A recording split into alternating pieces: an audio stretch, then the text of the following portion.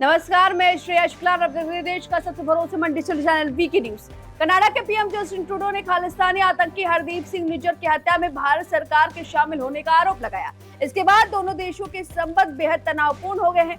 भारत ने ऐसे आरोपों को बेतुका और प्रेरित बताते हुए खारिज कर दिया। इस मामले में कनाडा ने एक भारतीय अधिकारी को निष्कासित किया, तो बदले में कनाडा के एक वरिष्ठ राजनयिक को भारत ने निष्कासित कर दिया।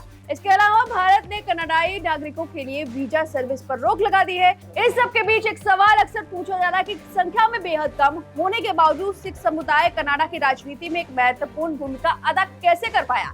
सिख एक मेहनती समुदाय है और देशभक्त भी, लेकिन सिखों की आड़ में कनाडा में खालिस्तानी भारत के खिलाफ सरगर्म है, जिसके कारण सिख समुदाय आहत है। सिखों ने अपनी मेहनत के बदौलत कनाडा में जो हैसियत हासिल कर ली है, उसे आंकड़ों से समझा जा सकता है। चलिए अब देखते हैं कि आंकड़े क्या बताते हैं। 2021 की जनगणना के अनुसार कनाडा की जनसंख्या 3.70 करोड़ है। इसमें से 16 लाख यानी करीब 4% भारतीय मूल के हैं। कनाडा में सिखों की संख्या लगभग 7,70,000 है।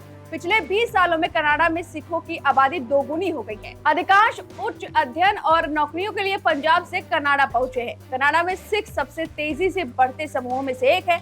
ईसाई, मुस्लिम और हिंदू के बाद सिख देश का चौथा सबसे बड़ा धार्मिक समूह है। सिखों की आबादी ओंटारियो, ब्रिटिश कोलंबिया और अल्बर्टा में ज्यादा है। कनाडा में अंग्रेजी और फ्रेंच के बाद पंजाबी तीसरी सबसे लोकप्रिय भाषा है। सिखों ने निर्माण क्षेत्र, परिवहन और बैंकिंग क्षेत्र में बहुत बड़ा योगदान दिया है। कई सिख होटल और रेस्टोरेंट श्रृंखला और गैस स्टेशन जैसे सफल व्यवसायों के मालिक है। इसके अलावा 4.15 लाख सिखों के पास स्थायी निवास है और 1.19 लाख इसके बिना कनाडा में रह रहे हैं। 1980 तक कनाडा में केवल 35,000 सिख और पीआर के साथ रह रहे थे। जस्टिन ट्रूडो 2015 में पहली बार प्रधानमंत्री बने तो उन्होंने सिख समुदाय से 4 मंत्रियों को चुना।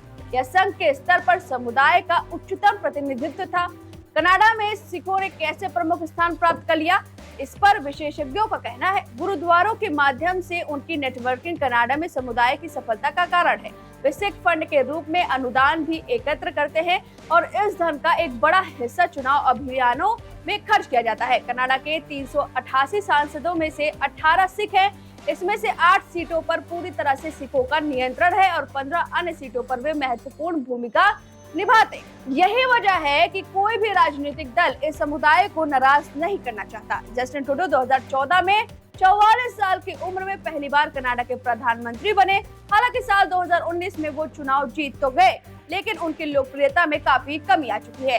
ट्रूडो की लिबरल पार्टी की 20 सीटें कम हो गई, लेकिन इसी चुनाव में जगमीत सिंह के नेतृत्व वाली न्यू डेमोक्रेटिक पार्टी को 24 सीटें मिली थी, जिसकी मदद से ट्रूडो सरकार बना सके। अब इस पूरे मामले पर आपकी जो भी राय है कमेंट करके जरूर बताएं। वीके न्यूज, राष्ट्र के नाम।